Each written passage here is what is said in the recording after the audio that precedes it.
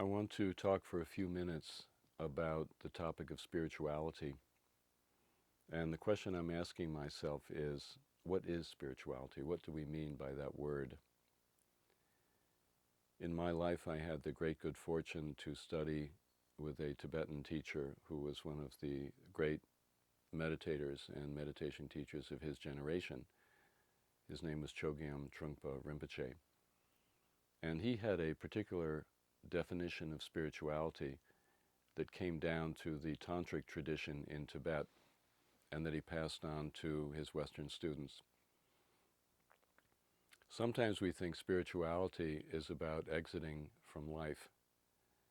We think that spirituality is about getting into a state of mind that is pure and in some sense walled off from all of the turmoil and chaos and confusion of our daily lives. And many of us actually meditate in order to try to put ourselves in that particular disconnected and rather empty state of mind. One time when I was with Rinpoche, somebody asked him, what is meditation? How does meditation work? What is it for? And he said, meditation is the most spiritual practice you could ever do. When we talk about spirituality, meditation is the way to make it real. Meditation is all about relationship. Meditation creates an openness of mind so we can be in relationship, and relationship is spirituality. Now that's an outrageous statement, and when I heard it, I was a little bit perplexed. I didn't understand what he was talking about. But over the years of studying with him, it became more clear. What he was saying is that spirituality is fundamentally about our own growth and development as a person. That there is within us a very powerful force pushing us forward to constantly let go of the person that we've been and to become a larger person, to become more of who we can be. It's a process that requires honesty, self-confrontation, willingness to see who one is, a willingness to let go of the inauthentic parts of ourselves, willingness to open ourselves to life, and through that process to grow more into who we really are. The key element for him and for the tantric tradition is relationship.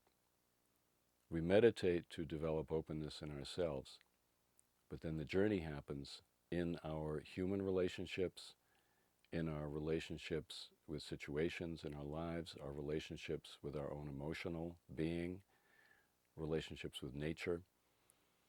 According to the tantric tradition, every relationship that arises in our life arrives at our doorstep in order to help us grow.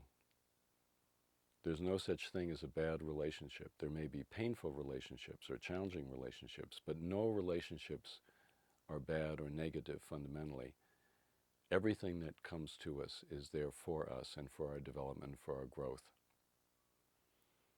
If we don't have a basic sense of openness in our state of being, which is developed through meditation, but if we don't have that, then when we encounter others, any kind of other, person or otherwise, we tend to be very reactive. We simply react to them. And the wall of our small self or our ego comes up very quickly in a kind of defensive mode.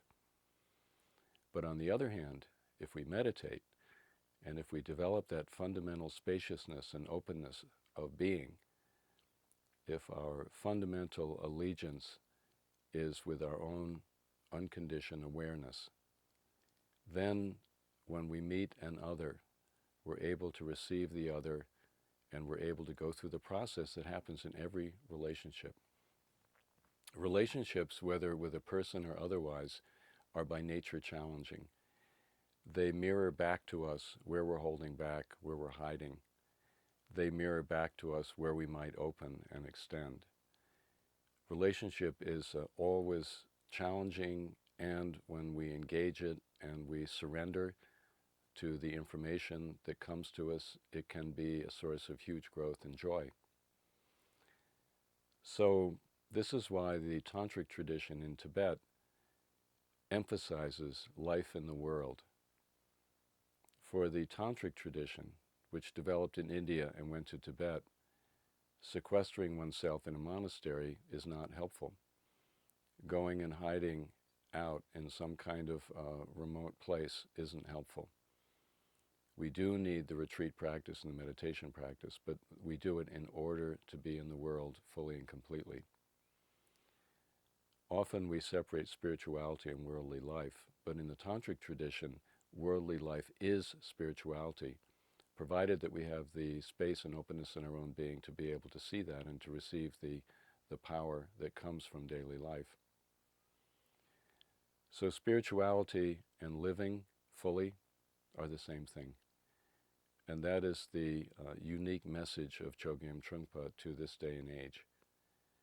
It's a message that is uniquely appropriate to all of us modern people, because living in caves for years on end is not possible for most of us. Becoming a monastic person is not possible for most of us. Most of us have as our only option living in the world, working, having families, having relationships, having all the difficulties and all of the situations that arise for people who are ordinary people. And the message of Vajrayana Buddhism is this kind of life in the world, with all of its hassles and all of its hopes and all of its fears, is the ideal situation to achieve full realization.